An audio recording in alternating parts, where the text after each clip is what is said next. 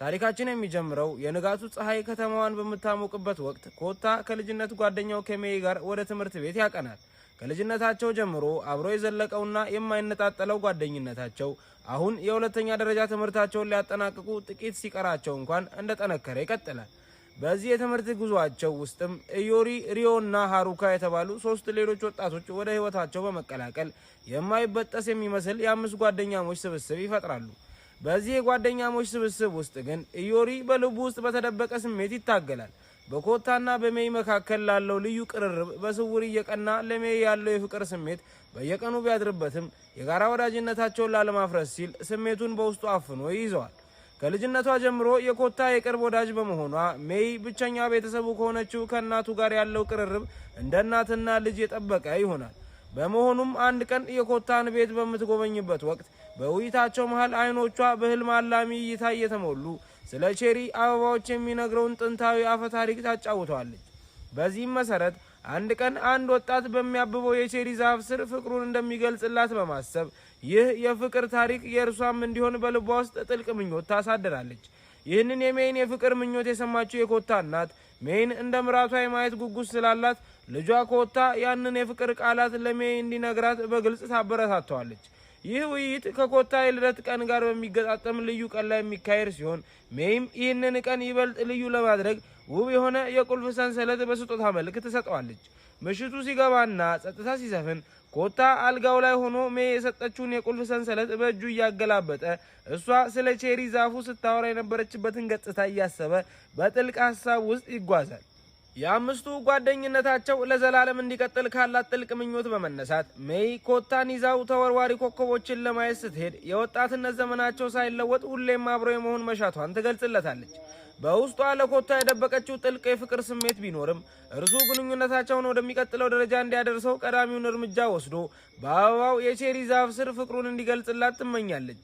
ይህንን ምኞቷን እውን ለማድረግም እየጸለየች ሐሳቧን የጻፈችበት ወረቀት በቤተ መቅደሱ ውስጥ ትሰቅላለች። በሌላ በኩል ለሜይ ተመሳሳይ የፍቅር ስሜት ያለው ኮታም በመጨረሻ ፍቅሩን ለመግለጽ ይወስናል።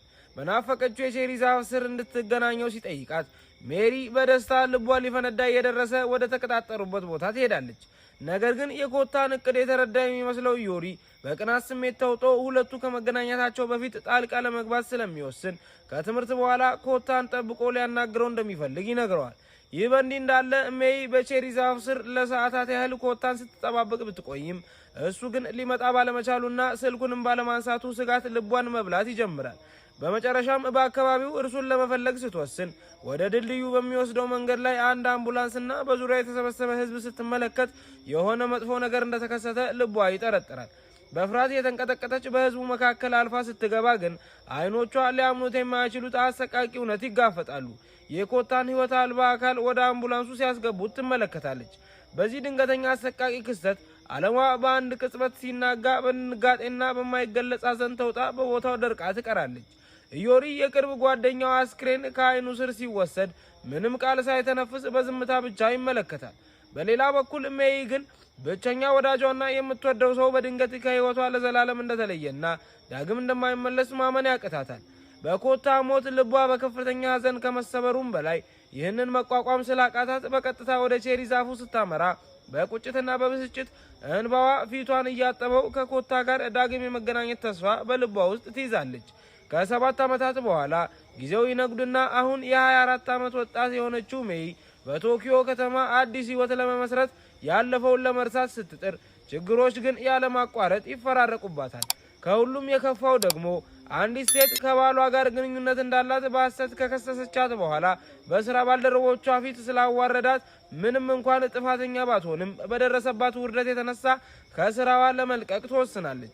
ብዙም ሳይቆይ በትውልድ ከተማዋ የሚገኙት የቼሪ ዛፎች ለሆስፒታል ግንባታ ፕሮጀክት ሲባል ሊቆረጡ መሆኑን በቴሌቪዥን ዜና ላይ ስትመለከት ይህ ዜና ከሁለተኛ ደረጃ ትምህርት ቤት ጓደኞቿ ጋር የነበራትን ትዝታዎች በሙሉ ይቀሰቅስባታል። በተለይም ከኮታ ጋር የተቆራኙ ውድ ትዝታዎቿ ሕያው ስለሚሆኑባት ዛፎቹ ከመጥፋታቸው በፊት ለመጨረሻ ጊዜ ለማየት በባቡር ወደ ትውልድ ከተማዋ ለመመለስ ትወስናለች። ወደ ትውልድ ከተማዋ ስትደርስም በአጋጣሚ ከሪዮ ጋር ትገናኛለች። እሱም አሁን በባቡር ጣቢያ ውስጥ በባለስልጣንነት እየሰራ ይገኛል። በቆይታቸውም ከኮታ ሞት ጀምሮ ከጓደኞቹ ሁሉ የራቀ የሚመስለው የኢዮሪ ባህሪ እንዳሳሰባቸው ይነጋገራሉ። ነገር ግን የኮታን አስክሬን ለመጀመሪያ ጊዜ ያገኘው እሱ በመሆኑ በከፍተኛ ድንጋጤና የስሜት ቀውስ ውስጥ እንዳለ በመገመት ሊወቅሱት እንደማይችሉ ይስማማሉ። በሌላ ቦታና በተመሳሳይ ሰዓት በቤተ መቅደስ ጠባቂነት የሚያገለግለው ናኦ የተባለ አንድ ወጣት ከ7 ዓመት በፊት የሜይ የነበረና የጉድጓድ ውስጥ ወድቆ የነበረን የምኞት ሰሌዳ በአጋጣሚ ሲያገኘው ወዲያውኑ አንስቶ ወደ ነበረበት ቦታ ይሰቅለዋል። ይህ በእንዲህ እንዳለ ሜይ ኮታ ፍቅሩን ሊገልጽልኛል ብላ ተስፋ አድርጋ በነበረችበት የቼሪ አበባ ዛፍ ስር ቀድማ ትደርሳለች። ብዙም ሳይቆይ ኃይለኛ ንፋስ በመምጣቱ የቼሪ አበባው ቅንጣቶች እንደ በረዶ ወደ እሷ ሲበሩ አይኖቿን ለመጨፈን ትገደዳለች። ቪዲዮውን እዚህ ድረስ ከተመለከታችሁት ተመችቷችኋል ማለት ነው። ቪዲዮውን ላይክ ቻናሉን ደግሞ ሰብስክራይብ ማድረግ አይረሳ እንላለን። ወደ ታሪካችን። ነገር ግን አይኖቿን ስትገልጥ ልክ ከ7 ዓመት በፊት እንደነበረው ምንም ያልተለወጠው ኮታ ከፊት ለፊቷ ቆሞ ስታየው በከፍተኛ ድንጋጤ ውስጥ ትገባለች።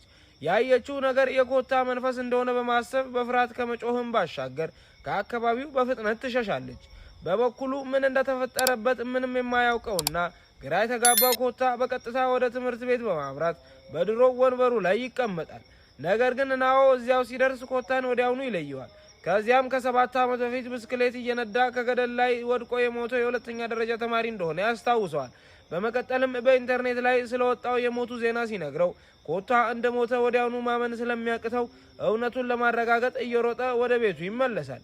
በአንድ ጊዜ ላይ ሃሩካ መኪናዋን በከተማዋ መንገድ ላይ እየነዳች ሳለ በአጠገቧ በፍጥነት እየሮጠ የሚያልፈውን ኮታን ስትመለከት በድንጋጤ አይኖቿን ማመን ይሳናታል።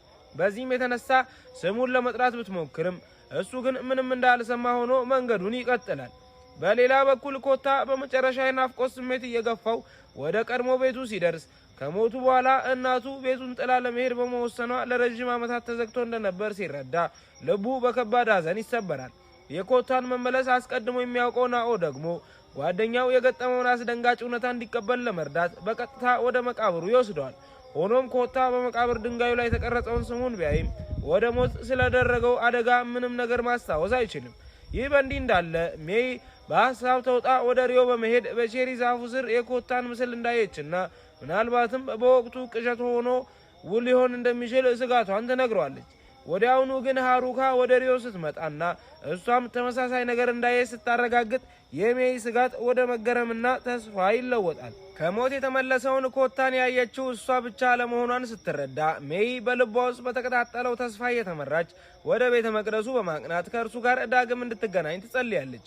በሚያስገርም ሁኔታም የመኖሪያ ቦታ ስለሌለው ከናኦ ጋር በቤተ መቅደሱ ለመቆየት ከወሰነው ኮታ ጋር ትገናኛለች። ከፊት ለፊቷ የቆመው መንፈስ ሳይሆን በእርግጥም በሕይወት መመለሱን ስታረጋግጥ በደስታ ስሜት ተውጣ የናፍቆት ስሜታቸውን ለመወጣት ሁለቱ ጓደኛሞች ተቃቅፈው ይላቀሳሉ። ከዚያም ሜይ ኮታ በሆነ መንገድ ከሞት መመለስ ስለቻለ ከሌሎች ደስተኛ ጓደኞቻቸው ጋር እንዲገናኝ ትጋብዘዋለች።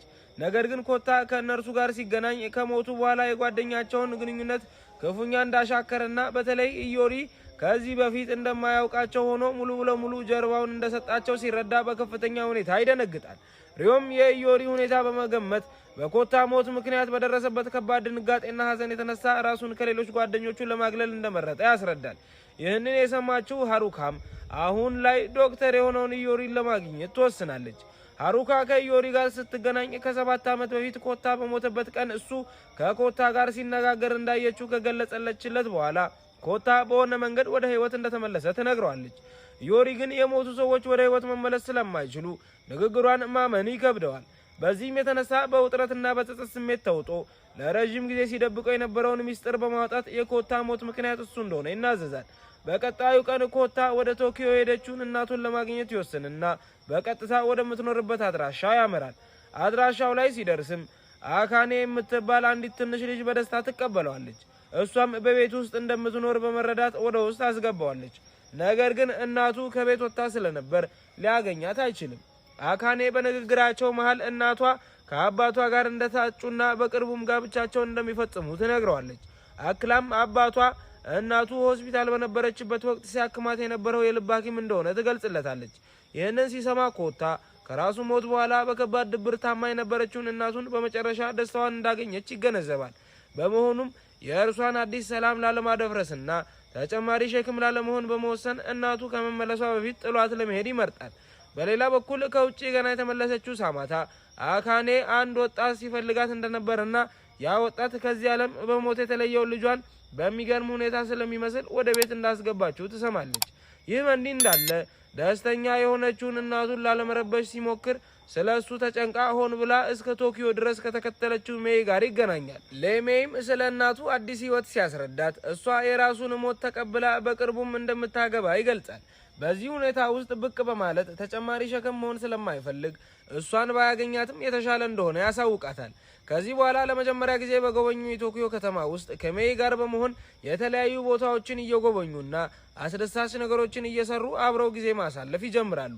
ከጥቂት ቀናት በኋላ ሳማታ ሜይንና ሪዮን ለመጎብኘት ስትመጣ ከዚህ ቀደም ቤቷ መጥቶ የነበረውንና ልጇን የሚመስለውን ልጅ ያውቁት እንደሆነ ስትጠይቃቸው ሁለቱም በጣም ይደነግጣሉ።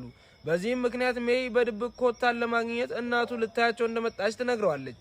እሱ ግን እናቱን ለማግኘት ፈቃደኛ ስለማይሆን ሜይና ሪዮ በህይወት መኖሩን ሚስጥር አድርገው እንዲይዙለት ይጠይቃቸዋል። ከዚያም ሳማታ ከሜይ ጋር በምታደርገው ውይይት በቅርቡ ልታገባ መሆኑን ከነገረቻት በኋላ አሁንም ድረስ ስለ ልጇ ኮታ እንደምታስብ ትናገራለች። አዲስ ቤተሰብ መስረታ ከሞቱ በኋላ ህይወቷን በመቀጠሏ በምትወደው ልጇ ላይ ከባድ የጥፋተኝነት ስሜት እንደሚሰማትም በሐዘን ትገልጽላታለች። ይህንን የሰማችው ሜይ በበኩሏ ሳማታ የልጇን ሞት ተቀብላ ደስተኛ የሚያደርጋትን አዲስ ህይወት በመጀመሯ ኮታ ምን ያህል ደስተኛ እንደነበር ታስረዳታለች። አክላም ኮታ ለወላጆቹ ምን ያህል ታማኝ እንደሆነና እናቱ ከአዲሱ ቤተሰቧ ጋር አስደሳች ህይወት እንድትመራ ከልቡ እንደሚፈልግ በመግለጽ እናቱን ታረጋጋታለች። የሜይ ንግግር የውስጧን ስቃይ ስላቀለላትና ልቧን ስላረጋጋላት ሳማታ ከልብ ካመሰገነቻት በኋላ እሷም ህይወቷ በደስታ የተሞላ እንዲሆን ትመኝላታለች። በመቀጠልም ሜይ ከኮታ ጋር በመገናኘት ሳማታ በፍቅር የሰጣቻቸውን ምግብ የተመገቡ ሲያወሩ የምግቡ ጣዕም ኮታን ከእናቱ ጋር ወደ ነበረ የልጅነት ትውስታ ይወስዷል። በዚህም የተነሳ ልቡ በስሜት ተውጦ እንባውን መቆጣጠር ከሚችለው በላይ በጉንጮቹ ላይ ይፈሳል። በማግስቱ ሜይ በአደጋ የተጎዳችን አንዲት ትንሽ ልጅ ለመርዳት በምታደርገው ጥረት ወደ ሆስፒታል ይዛት ስትሄድ ባልታሰበ አጋጣሚ ሐኪም ከሆነው የድሮ ጓደኛቸው ኢዮሪ ጋር ትገናኛለች። ኢዮሪም ለታካሚዋ አስፈላጊውን ሕክምና ከሰጠ በኋላ ከሜይ ጋር ለብቻቸው በመሆን ከብዙ ዓመታት በኋላ የቆዩ ትዝታዎቻቸውን እያነሱ ይወያያሉ። ሜይ በህልሙ በመጽናት የሰዎችን ህይወት የሚያድን ሐኪም መሆን በቻለው በኢዮሪ ልቧ ባድናቆት ሲሞላ በንጽጽር የራሷ ህይወት ምንም ትርጉም የሌለው ስለሚመስላት ውስጧ በከንቱነት ስሜት ይዋጣል። ወዲያውም የውይይታቸውን አቅጣጫ በመቀየር ስለ ኮታ ካነሳችለት በኋላ ኢዮሪ ከሱ ጋር እንዲገናኝና የድሮ ጓደኝነታቸውን እንደገና እንዲያድሱ ልባዊ ፍላጎቷ መሆኑን ትገልጽለታለች። ከጥቂት ቀናት በኋላ ኢዮሪ ከአዳዲስ ጓደኞቹ ጋር ጊዜ ሲያሳልፍ ከነበረው ኮታ ጋር በመገናኘት በሁሉም ሰው ፊት የክህደትና የውድድር ስሜት የነበረበትን የድሮ ምስጢራቸውን ይፋ ያደርግበታል። በዚያች ቀን ግን ኢዮሪ ኮታ ለሜይ የፍቅር ጥያቄ ሊያቀርብላት እንደሆነ ቀድሞ ስለሚያውቅና እሱም ለሜይ ተመሳሳይ ስሜት ስለነበረው ኮታን ለብቻው ሊያናግረው ይጠራዋል። ኢዮሪም ለሜይ ካለው ስሜት ፈጽሞ ወደ ኋላ እንደማይል ከነገረው በኋላ አሸናፊው ለሜይ ፍቅሩን የመግለጽ እድል ቢያገኝበት አደገኛ የብስክሌት ውድድር እንዲወዳደሩ ሐሳብ ያቀርብለታል። ኮታም በኢዮሪ ፈተና በመስማማት እጣ ፈንታቸውን ለመወሰን ወደ ውድድሩ ይገባል። ውድድሩ ሲጠናቀቅ ኢዮሪ የመድረሻ መስመሩን አልፎ ኮታን መጠበቅ ይጀምራል። ነገር ግን ደቂቃዎች ወደ ሰዓታት ቢለወጡም ኮታ ሳይመጣ ይቀራል። ኢዮሪም በጭንቀት ተውጦ ወደ ኋላ ሲመለስ በድልድዩ ላይ የኮታ ብስክሌት ብቻውን ወድቆ ያገኛል። ልቡ በፍርሃት እየመታ አካባቢውን ሲቃኝም በመጨረሻ ኮታ ከድልድዩ ስር ባለ ገደል ውስጥ ህይወቱ አልፎ ተዘርሮ ያገኘዋል። ከዚያች ቅጽበት ጀምሮ ኢዮሪ በከባድ የጸጸት ስሜት ውስጥ ሆኖ ለኮታ ሞት በተዘዋዋሪ እርሱ ምክንያት መሆኑን በማመን ይቅርታ ይጠይቀዋል። ይህ የኢዮሪ ኑዛዜ በኮታ አእምሮ ውስጥ የሆነ ነገር ሲቀሰቀስ ድንገተኛ የራስ ምታት እየተሰማው ከመሞቱ በፊት የነበረው ክስተት በድንጋጤ የተሞላ ትዝታ ሆኖ ይመለስለታል። በውድድሩ ወቅት አንድ መኪና ከኋላ መጥቶ ከገጨው በኋላ ሚዛኑን ስቶ ከድልድዩ ላይ ወደ ገደሉ እንደተወረወረ ያስታውሳል። ከውድቀቱ በኋላ ህይወቱ ሳያልፍ አንድ ሰው ከድልድዩ ላይ ቆሞ ሲመለከተው ተረድቶ እርዳታ ለመጠየቅ ቢሞክርም ያ ሰው ግን ምንም ሳያደርግለት ትቶት እንደሄደ የሚያሳይ አሰቃቂ ምስል በአእምሮ ይሳላል። ሜይ ይህን አዲስ መረጃ ለኢዮሪ ከነገረችው በኋላ በውድድሩ ወቅት በአቅራቢያቸው ሲያልፍ ያየው መኪና ካለ ስትጠይቀው ኢዮሪም ለማስታወስ ወደ ኋላ ይመለሳል። በሚያስገርም ሁኔታ መንገዱ በተሽከርካሪዎች ብዙ የማያዘወተር በመሆኑ በዚያች ዕለት ያለፈው ብቸኛ መኪና በከተማዋ ከንቲባ በአቶ ካይኬ የሚነዳው እንደነበር በግልጽ ያስታውሳል። ከንቲባው የኮታን ህይወት ባጠፋው አደጋ ውስጥ እጃቸው ሊኖርበት እንደሚችል በመገንዘብ ኢዮሪና ሜይ ጉዳዩን በጥልቀት ለማጣራት ወደ ምርመራ ይገባሉ። ምርመራቸውንም ካጠናቀቁ በኋላ ከንቲባው ኮታ በሞተበት ቀን ወደ መድረሻቸው የሚያደርሳቸውን ብቸኛ መንገድ መጠቀማቸውን ሲያውቁ ጥርጣሬያቸው የበለጠ ይጠናከራል። በዚህም የተነሳ ኮታን የገጨው ከንቲባው ሳይሆን እንደማይቀርና በህዝብ ዘንድ ያላቸውን ገጽታ ላለማበላሸት ሲሉ ክስተቱን ሆን ብለው እንደሸፋፈኑት ወደሚል መደምደሚያ ይደርሳሉ። በዚህ መረጃ ተነስተው አቶ ካይኬን ፊት ለፊት በመጋፈጥ ስለ ኮታ ሞት ሲጠይቋቸው ከንቲባው ግን ከ7 ዓመት በፊት ስለተፈጠረው ነገር ምንም እንደማያስታውሱ በመግለጽ ክሱን በብርቱ ያስተባብላሉ። በወቅቱ ህይወት የነበረውን ኮታን የማዳን እድል ያላቸው ባለመርዳታቸው የተነሳ ሜይ በከንቲባው ላይ ከቁጥጥር ውጪ በሆነ ንዴት ትጮህባቸዋለች። አቶ ካይኬ ግን የሜይን ክስ በንቀት በማጣጣል በአደጋው ውስጥ ስለነበራቸው ተሳትፎ ተጨባጭ ማስረጃ እንድታቀርብ ይገዳደሯታል። በዚህ መሃል ከቼሪ አበባ ዛፉ ስር ብቻውን የነበረውን ኮታን እሱ ከሞቱ መነሳቱን የሚያውቁ አንድ አዛውንት ይቀርቡታል። አዛውንቱም የመጨረሻው የቼሪ አበባ ቅጠል ከዛፉ ላይ ሲረግፍ እርሱም አብሮ ከዚህ ዓለም እንደሚጠፋ በመንገር መራር እውነታውን ያሳውቁታል። ከዚያም ሁለቱም በሐዘን ተሞልተው ከዛፉ ላይ የሚረግፉትን እያንዳንዷን የአበባ ቅጠል ይመለከታሉ። እያንዳንዱ ቅጠልም የቀረውን ጊዜ ማጠር የሚያበስር ይመስላል። ብዙ ጊዜ እንደሌለው የተገነዘበው ኮታ ጓደኞቹን ሰብስቦ በቀሩት ጥቂት ቀናት አብረው አስደሳች ጊዜ እንዲያሳልፉና የማይረሱ ትዝታዎችን እንዲፈጥሩ ይጋብዛቸዋል። ከ7 ዓመታት በኋላ እንኳን ኢዮሪ ለሜይ ያለው ጥልቅ የፍቅር ስሜት እንዳልጠፋ የሚያውቀው ኮታ ኢዮሪ ድፍረት አግኝቶ ፍቅሩን እንዲገልጽላት ይገፋፋዋል። ዋናው ምኞቱ እሱ ከሄደ በኋላ እንኳን ሜይ በህይወቷ ደስተኛ ሆና እንድትቀጥል ስለሆነ ጓደኞቹ በሞቱ ምክንያት የጥፋተኝነት ስሜት ሳይሰማቸው እርሱ በሌለበትም አዲስ የህይወት ምዕራፍ እንዲጀምሩ በጽኑ ይመኛል። በቀጣዩ ቀን ሜይ ኮታን ለማግኘት ወደ ቤተ መቅደሱ ስታመራ ናኦ ግን ኮታ ከቦታው እንደሄደና ምናልባትም ዳግም ላይ መመለስ እንደሚችል ይነግራታል። በሌላ በኩል ኢዮሪ የራሱን የሐዘን ስሜት ወደ ጎን በማድረግ ኮታን የገደለውን አደጋ ጨምሮ የአቶ ካይኬን ወንጀሎች በሙሉ ለማጋለጥ ይወስናል። አቶ ካይኬም ከታሰረና ለፍርድ ከቀረበ በኋላ ኢዮሪ በቀጥታ ወደ ሜይ በመሄድ ለኮታ ጋር ለመጨረሻ ጊዜ የምትገናኝበት እድል እንዳላት ይነግራታል። ሜይ ልቧ በፍጥነት እየመታ ኮታ ወደሚጠብቃት የቼሪ ዛፍ ስር ትሄዳለች። እዚያም ኮታ ለረጅም ጊዜ በልቡ ውስጥ የያዘውን ጥልቅ ፍቅሩን ይገልጽላታል። እሷም በተራዋ ለእርሱ ያላትን ፍቅር ከገለጸች በኋላ ህልሟን እውን ስላደረገላት በምስጋና ስሜት ታቅፏለች። በዚያች ቅጽበት ግን ሜይ ይሄ ኮታን የምታይበትና የምትነካበት የመጨረሻው እድሏ መሆኑን ትገነዘባለች።